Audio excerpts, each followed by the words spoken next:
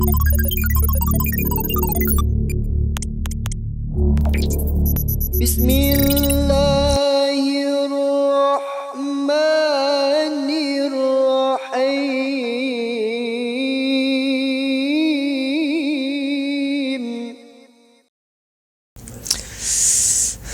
Oke, bismillahirrahmanirrahim. Balik lagi teman-teman sama saya yang tutor yang sangat biasa saja. Oke, kita lanjutkan pembelajaran kita tentang MS Excel. Bagian ke-11 gitu. Nah, bagian 11 ini tentang memanfaatkan tabel lain gitu. Atau intinya itu VLOOKUP dan HLOOKUP gitu. Nah, ini pokok pembahasannya ada tabel induk dan anak, lalu menggunakan VLOOKUP dan HLOOKUP. Jadi kalau kalian misalkan punya suatu pekerjaan, misalkan data, nah tapi kalian tuh malas gitu untuk nulis, misalkan data ini contoh ada mata kuliah atau mata pelajaran matematika sama fisika gitu. Nah, kalian tuh males gitu untuk nulis matematika lagi, fisika lagi gitu ya. Jadi gak efektif lah gitu. Kalian pengen kayak pekerjaan kalian tuh mudah dan efektif gitu. Nah, MS Excel ini dia menghadirkan suatu fitur atau suatu fungsi yang memudahkan kita gitu. Ya ini VLOOKUP dan HLOOKUP ini gitu. Kita langsung masuk aja. Seringkali kita membuat beberapa tabel yang isinya yaitu sama atau hampir sama gitu. Misalkan jadwal mata pelajaran gitu. Dalam satu jadwal mata pelajaran kita harus menulis ulang mata pelajaran matematika 3 sampai 5 kali gitu.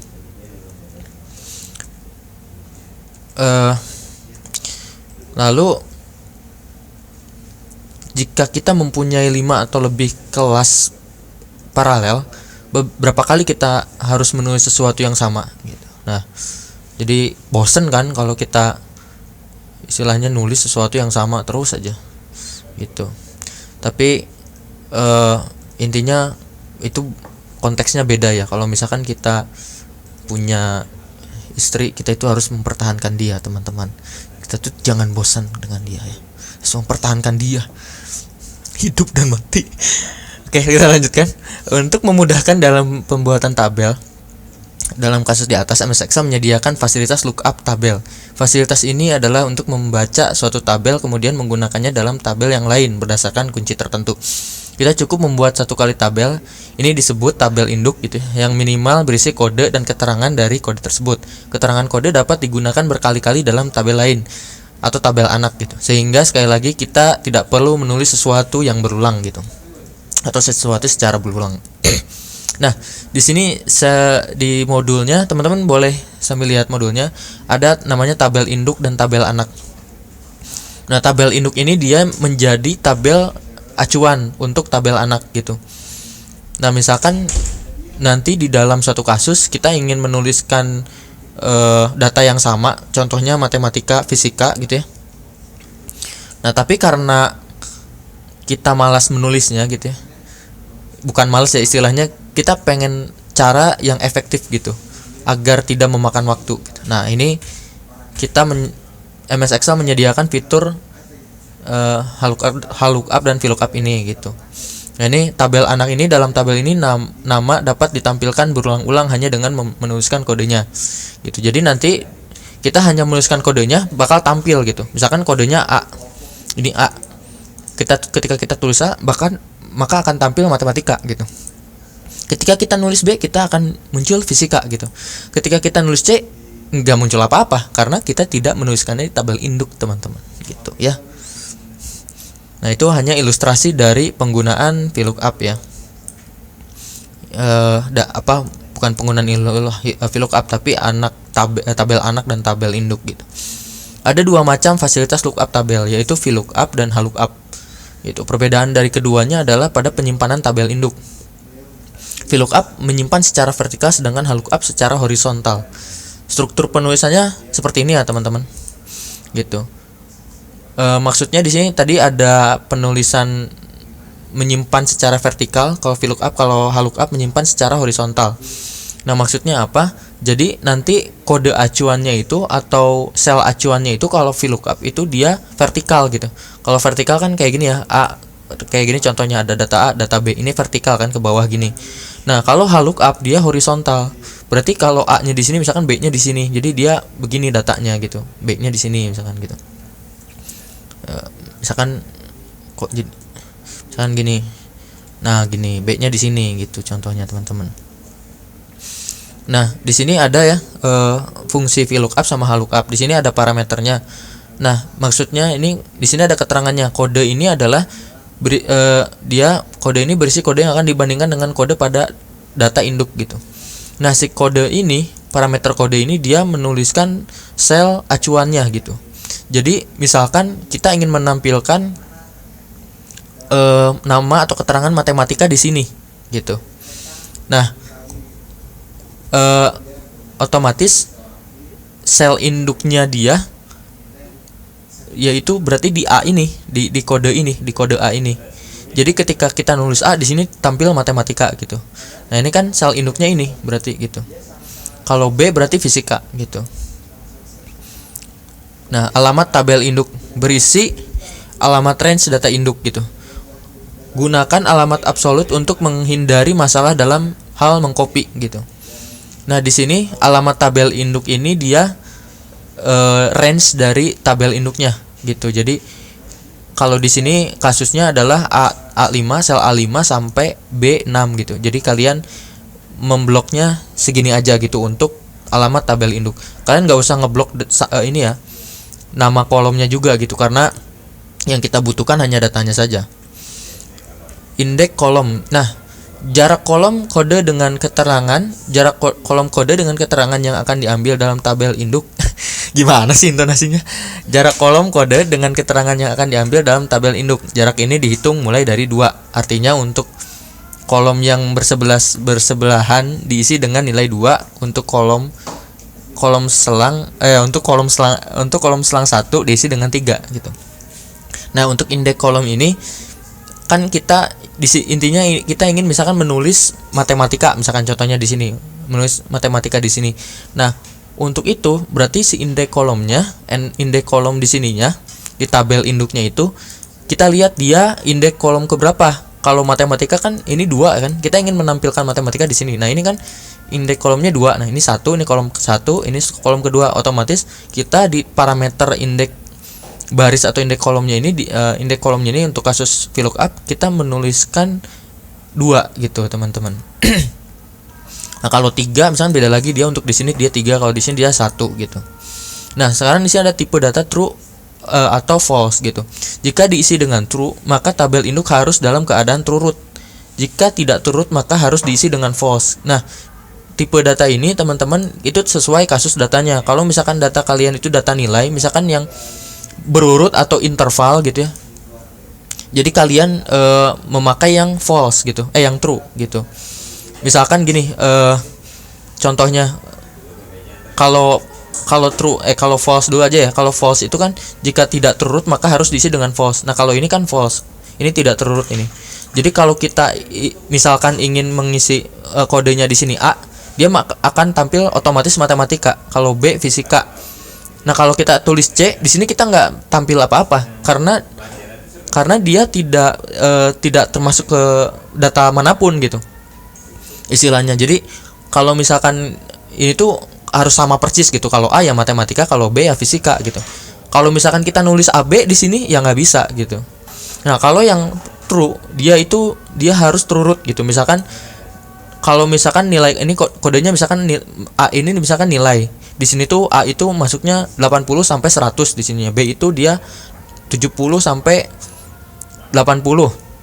Nah, kalau misalkan kita di datanya itu kita nulis ini keterangannya itu misalkan 75 gitu ya, berarti dia masuk ke B gitu.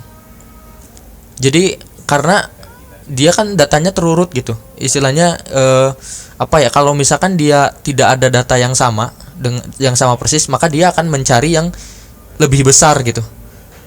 Istilahnya yang kurang dari nilai. Jadi istilahnya dia bakal mencari nilai yang kurang dari atau lebih besar dari yang nilai yang adanya gitu. Aduh gimana ya ngejelasinnya ya. Misalkan gini, kayak kita kasih kasus misalkan misalkan A, kalau A itu nilainya 90 sampai 90 aja misalkan. Kalau B itu masuknya 80. Kalau C misalkan 70. Kalau D misalkan 60. Kalau E misalkan kok ini 6 ya? 60 harusnya. 60. Nah, kalau E di sini 50 misalkan. Nah, kita ingin menuliskan misalkan di sini tuh kita ingin nulis memasukkan rumus apa ya? Misalkan dengan rumus tertentu VLOOKUP atau HLOOKUP gitu ya. Kita ingin menuliskan di sini tuh 85 gitu. 85 misalkan. Nah, nanti ada kodenya kan otomatis muncul kan kalau VLOOKUP itu atau HLOOKUP. Nah, dia ntar masuknya 85 ini dia masuk ke nilai B gitu. Karena dia gak bisa, jadi intervalnya itu dari 80 sampai 89 B itu gitu. Jadi kalau dia 90 ke atas ya dia udah masuknya ke A. Kalau 90 dia masuk ke A gitu. Mungkin nantilah kasus untuk ini ya. Untuk sekarang pahami dulu lah seenggaknya sedikit gitu. Nah, kalau yang false ini dia tidak terurut maksudnya kayak tadi. Dia harus sama persis, kode dengan keterangannya itu harus sama persis gitu, teman-teman. Oke, bismillahirrahmanirrahim. Halo, teman-teman. Kita lanjutkan pembahasan kita tentang MS Excel. Tadi kita sudah belajar tentang bagaimana agar efektif untuk menginput data lewat tadi penjelasan ada tabel anak dan tabel induk gitu guys. Nah itu sekarang kita lanjut ke fungsi lookup. Nah, fungsi lookup itu ada dua, ada VLOOKUP dan HLOOKUP gitu. Nah di sini teman-teman boleh sambil buka modulnya ya. Jadi biar paham, biar merasuk ke dalam pikiran kalian. Nah, di sini kita punya contoh kasusnya, teman-teman. Ini contoh kasus untuk pembuatan jadwal pelajaran gitu. Nah, di sini ada ada satu kasusnya, buatlah tabel daftar mata pelajaran. Ini praktek 3 tabel lengkap dengan isinya. Tabel ini akan dijadikan tabel induk gitu. Nah, ini nanti jadiin tabel induk. Nah, saya sudah buat teman-teman ini nanti dijadiin tabel induk gitu. Nah, buatlah tabel jadwal mata kuliah sebagai berikut. Nah, ini tabel jadwal mata kuliah, mata pelajaran tapi di sini ya, teman-teman ya. Karena kita mahasiswa oke lah, mata kuliah lah ya. Ini ada jadwal ini tabel anak. Ini nanti tabel anak ini akan diisi secara otomatis dengan acuan dari tabel induknya. Cuman nanti cuma beberapa sih, nggak semua yang otomatis, karena di sini kan sisanya kita isi sesuai keinginan lah gitu, sesuai datanya gitu. Isilah kolom-kolom pada jadwal dengan isi yang bersesuaian. Kemudian isilah nama mata pelajaran pada sel M7 dengan fungsi VLOOKUP. Nah, ini ada fungsinya, teman-teman. Karena di sini saya tidak, datanya itu tidak tidak melebar gitu, tapi ke bawah gini gitu. Jadi sel range-nya atau alamat selnya agak berbeda dengan di modul gitu. Sebenarnya bisa aja saya pindahin ke sini gitu, tapi nanti harus ada full ini harus di fullin dulu sininya gitu. Misalkan saya pindahin sinilah biar teman-teman tidak pusing. Nah, bisa aja kayak gini sih sebenarnya gitu, tapi ya biar kita sambil lihat modulnya gitu, ya udah kita pindahin aja sini gitu. Nah ya, oh ya BTW kalau mau pindahin gitu aja langsung ya, biar cepet ya teman-teman. Tinggal di blok, pindahin garisnya, drag gitu ya, lalu pindahin. Isilah kolom-kolom ini kolom-kolom pada jadwal dengan isi yang bersesuaian. Kemudian isilah nama mata pelajaran pada SM7 dengan fungsi VLOOKUP. Nah, ini fungsi VLOOKUP-nya. Nah, di sini ada keterangannya. Ini kan fungsinya fungsi VLOOKUP, teman-teman. Ini parameternya di sini. Ini ada L7. L7 ini apa? L7 ini adalah menunjuk sel yang dilihat untuk disesuaikan dengan tabel induk gitu. Nah, ini L7 ini adalah istilahnya sel acuannya gitu. Jadi ketika kalian ingin mengisi, karena ini kan alamat selnya L7 kan. L7 itu maksudnya dia di sini nih. L7 ini di bagian sini. Ini L kan, ini L7 itu di sini. Nah, kan ini acuannya dari sini. Dari kode, dari nama dari kolom kode MP ini, kode mata pelajaran ini. Jadi ketika kita menuliskan kodenya di situ, maka akan otomatis muncul nama mata pelajarannya gitu. Jadi kita kayak sulap gitu, kayak ketok magic gitu. Nah, lalu jadi kan ini L7 ini ya di sel ini ya, kode MP ini di kolom kode MP. Nah, ini acuannya dari sini. Jadi nama mata pelajaran ini dia mengacu ke sini, sel ini gitu. Nah, ini di sini ada alamat range-nya, alamat range-nya dari tabel induknya.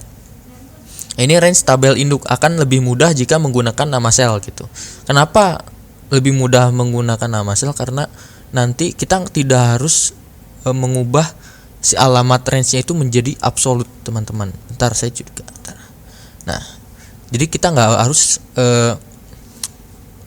merubah selnya itu ke dalam absolut. Jadi kita langsung aja alamatnya nama range-nya gitu. Nah, ini dua ini adalah jarak antara kolom kode dengan kolom nama MP, karena berdampingan maka diisi dua. Nah, ini kan istilahnya kan kita ingin mengisi ini kan, mengisi mata pelajaran ini di sini.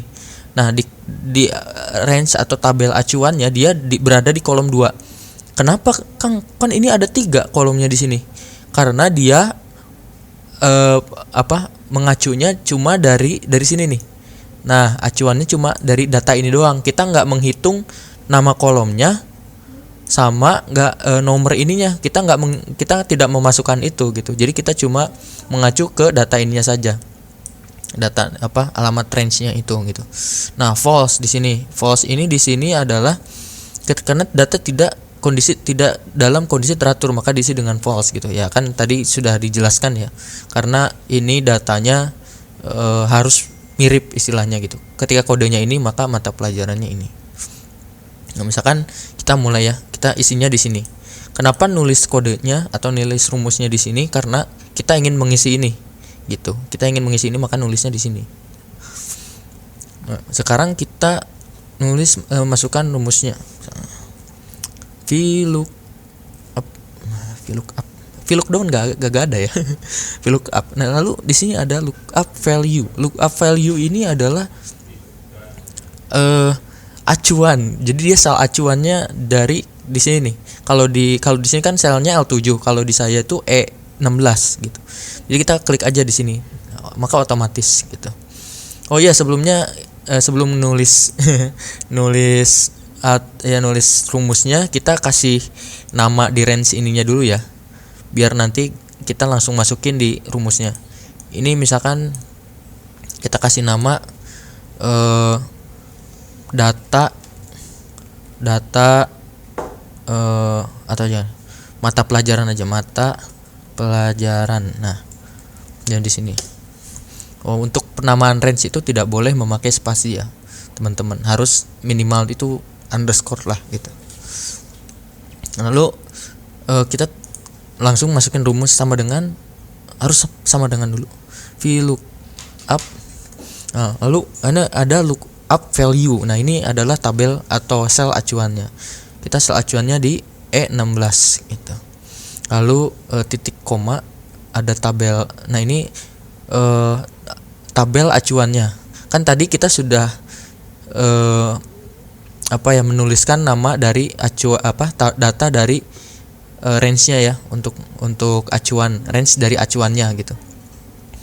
Nah, karena kita acuannya adalah di sini, maka ketika kita blok ini dia akan otomatis keluar mata pelajaran, karena kita tadi udah ngasih nama untuk range ini ya, namanya mata pelajaran gitu. Atau kalian mau nulis langsung nggak apa-apa, nggak jadi masalah. Misalkan mata pelajaran, nanti dia muncul di ininya ya, ada pilihannya di bawahnya.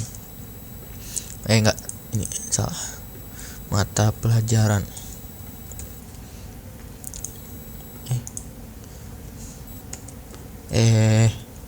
Mata pelajaran. Nah, lalu selanjutnya ini kita acuannya kan untuk apa ya, kolom indeks numbernya gitu, atau indeks kolom numbernya, apa ya bahasa Indonesianya tuh kalau di sini tuh, indeks kolomnya gitu. Untuk indeks kolomnya kan otomatis kita mengacunya ke tabel induk kan. Di tabel induknya kita kan ingin mengisikan apa ya, data nama mata pelajaran. Nah, nama mata pelajaran ini dia ada di kolom berapa? Kalau dari sini kan hitungnya dari sini ya, dari range ini. Ini kan kolom 1, ini kolom kedua, berarti kita tulisnya 2 gitu. Kalau misalkan kita ingin menampilkan yang kelas yang di sininya gitu, otomatis ya berarti kolom ketiga kan gitu.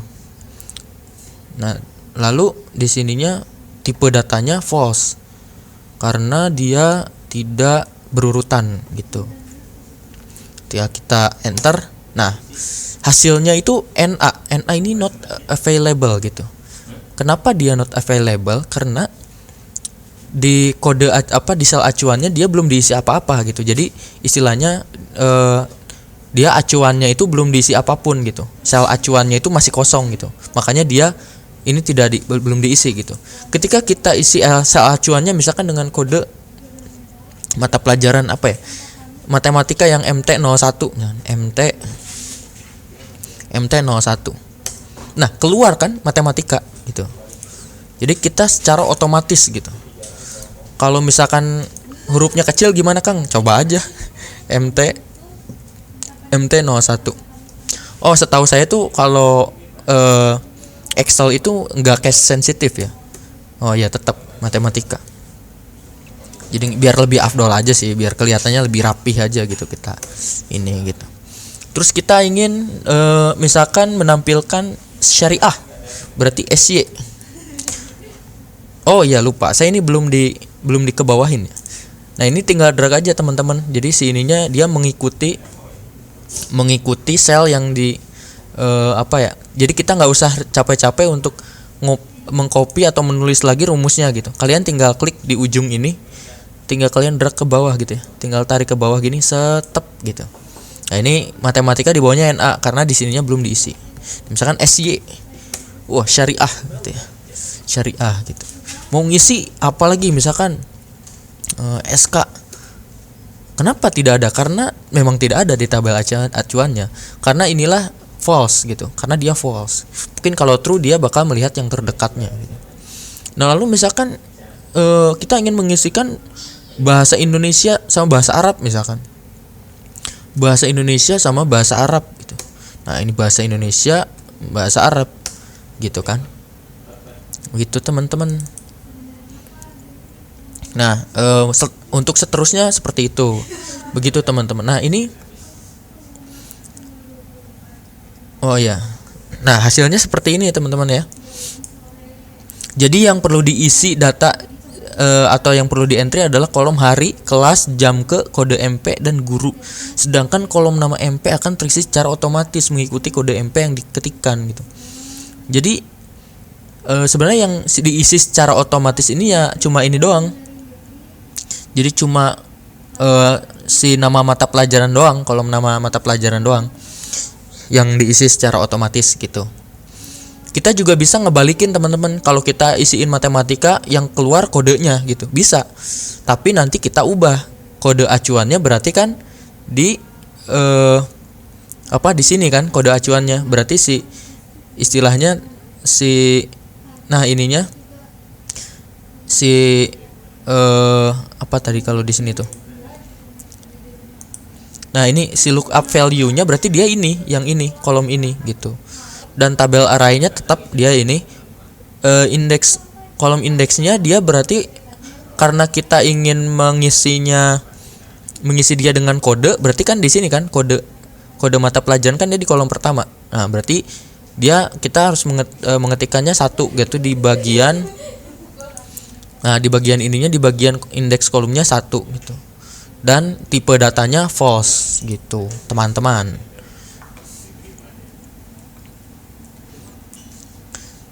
Pada jam ke-7 dan ke-8 terdapat pesan error ini teman-teman tadi udah dijelasin ya kenapa dia NA di sini. Karena maksudnya adalah data tersebut tidak tersedia. Hal ini dapat diatasi dengan memodifikasi rumus menggunakan fungsi if, yaitu VLOOKUP dilakukan jika kode MP tidak kosong gitu. Kalau kode MP-nya tidak kosong berarti apa? Ya kalau ininya kode MP-nya dia setelah terisi gitu ya, maka yang ini juga otomatis terisi tapi dengan syarat sesuai dengan tabel induknya gitu teman-teman. Nah ini bisa nih kalau misalkan ininya pengen diganti nih biar istilahnya jadi kosong aja lah daripada NA gini, daripada kelihatan error gini, kita bisa ikutin rumus ini teman-teman. Kita bisa pakai rumus if gitu. Teman-teman udah ngerti kan rumus if, udah dijelasin sebelumnya di video sebelumnya oleh Kang Auris. Kang Auris ini jago banget teman-teman ya. Nah ini sama dengan if. Nah ini karena di sini kita ingin ngisi ini ya, ngisi sel yang ini, berarti if, berarti di sini berarti if kalau ini kosong, kalau E20-nya itu tidak sama dengan, kalau E20-nya itu kosong gitu ya, tidak sama dengan 0, bukan 0 ya, kosong gitu, tidak kosong, maka jalankan yang ini gitu. Kalau kondisinya terpenuhi berarti dia akan menjalankan ini, kalau tidak berarti dia tetap kosong. Tapi karena mungkin saya lebih ini dulu ya, kita iniin aja soalnya panjang juga. Kalau ini sama dengan kosong, kalau ini sama dengan kosong berarti si ininya ya kosong gitu. Kalau tidak, enggak, mending kayak itu aja lah. Soalnya udah, kalau mau di atas ini, kalau tadi mau kayak yang tadi. Ini kalau misalkan ini tidak kosong, maka VLOOKUP tadi tuh VLOOKUP